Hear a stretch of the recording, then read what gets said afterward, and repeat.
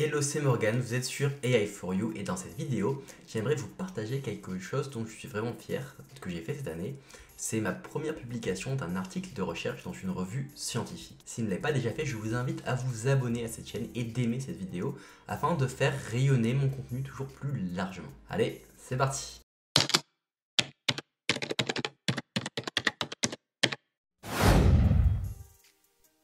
Pour bien comprendre pourquoi c'est important pour moi, j'aimerais vous expliquer d'abord rapidement qu'est-ce que c'est qu'un article de recherche et à quoi ça sert.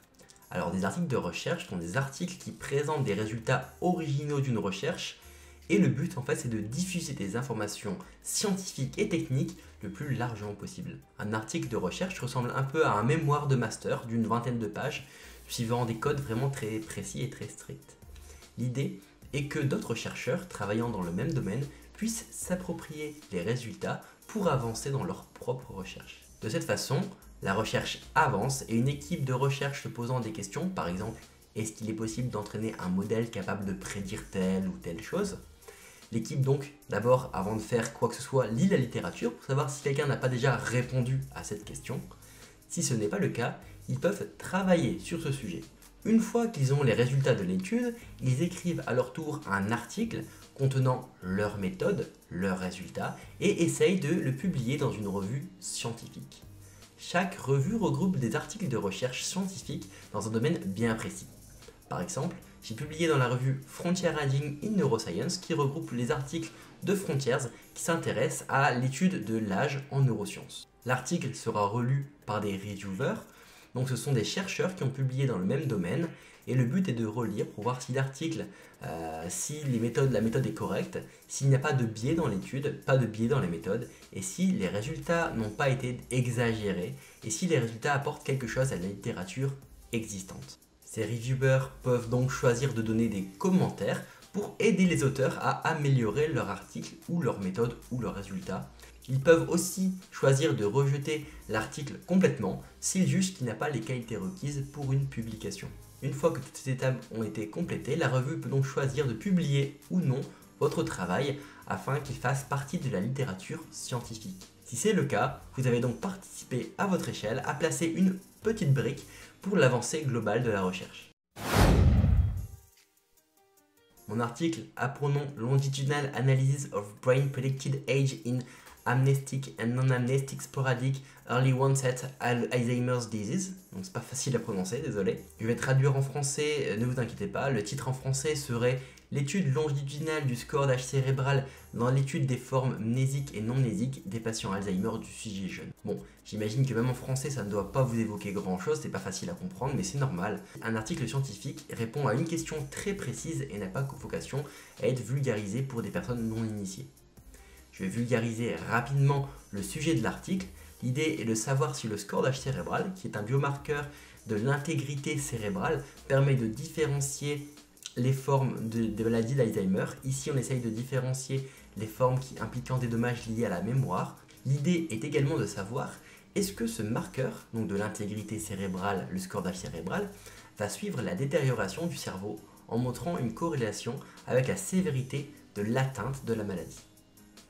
Dans cet article, nous avons d'abord expliqué en quoi cette question est intéressante par rapport à ce qui était déjà été publié dans la littérature.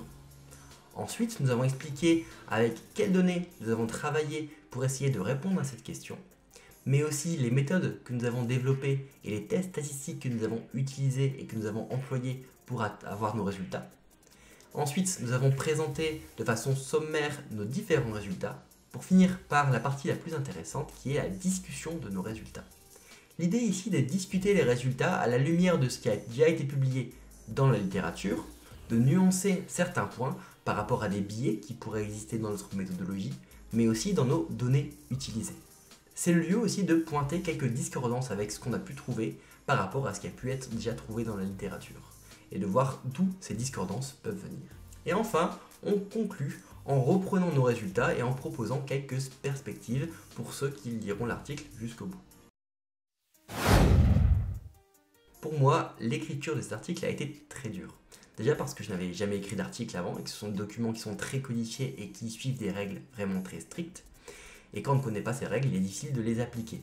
Donc j'ai passé beaucoup de temps à rien qu'à appliquer les normes, à les comprendre et à jouer avec.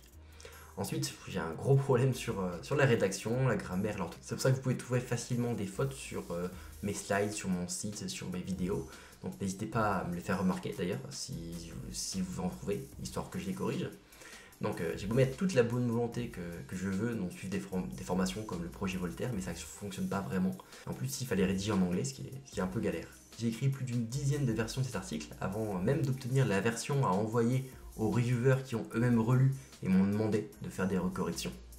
Bon bref, ça m'a mis plusieurs semaines, voire mois, et heureusement que mes collègues m'ont aidé, surtout mon directeur de thèse qui a pris bien le temps de relire et relire et relire cet article afin qu'il y ait cette version finale. Maintenant, si je devais écrire un nouvel article, je pense que ce serait toujours aussi difficile pour moi parce que j'ai quelques problèmes, mais que ce sera quand même moins difficile parce que je l'ai déjà fait une fois, et donc je comprends un peu mieux comment écrire un article de recherche. Maintenant que j'ai les codes, ça sera un peu moins un enfer d'écrire un nouvel article de recherche.